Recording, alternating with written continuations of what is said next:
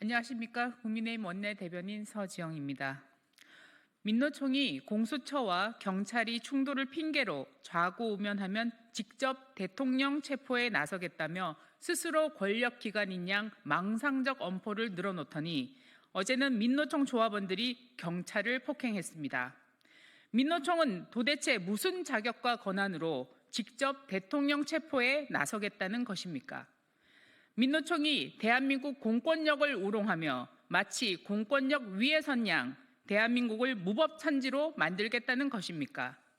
엄중한 탄핵 정국에 사회 혼란과 무질서를 부추기며 폭력 본색을 유감없이 드러내고 있는 민노총을 강력히 규탄합니다.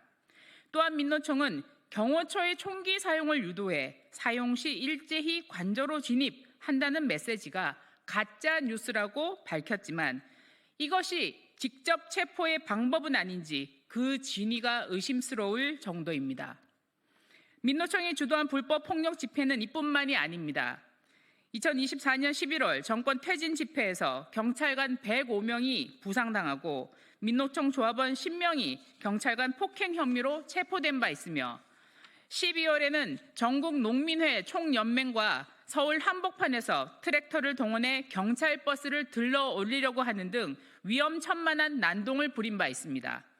또한 민노총의 전직 간부는 북한 측과 100여회에 걸쳐 지령문과 대북 보고문을 주고받는 등 국가보안법 혐의로 1심에서 징역 15년을 선고받아 법정 구속되었습니다. 좌파 진영의 전위 부대 역할을 자처하며 대한민국 무정부 상태를 노리는 민노총에 경고합니다. 공권력을 무시하고 사회 혼란을 부추기는 불법 행위 뒤에 남는 것은 국민적 분노이며 결국 민노총은 사회악으로 평가될 것입니다. 정부도 더 이상 민노총의 불법 행위를 방조해서는 안 됩니다. 혼란 정국에서 법 위에 군림하며 국가 기강을 흔드는 무소불위 세력의 불법 행위에 대해 무관용 원칙으로 단호히 대응하기 바랍니다. 또한 민주당에게 묻습니다. 민주당은 민노총의 이러한 불법 폭력 사태에 대해서 침묵으로 일관하지 말고 이번 민노총의 불법 폭력 집회에 대한 입장을 밝혀주시기 바랍니다. 민주당의 무차별적 탄핵 남발로 국무위원들과 재난컨트롤타워의 주요 인사들조차 대행체제로 대한민국이 그야말로 대행민국이 되었습니다. 더 심각한 문제는 민주당에 의해 대통령 권한대행이 언제든 바뀔 수 있어 그 권위가 추락하고 정부 기관들의 위계마저 무너지고 있습니다. 공수처의 위법적 대통령 체포영장 집행 과정에서 대통령 경호처장의 협조 요청에도 군은 대통령 공간 정문을 스스로 열었고 경찰은 대통령 권한대행의 대통령 경호처 지원 지시마저 불응했다고 합니다. 공수처는 한술 더 떠서 대통령 권한대행에게 체포영장 집행에 응하도록 명령해달라고 강력히 요구하겠다며 압박하고 있습니다. 이는 공수처가 마치 대통령 권한대행에게 지시를 하는 꼴입니다.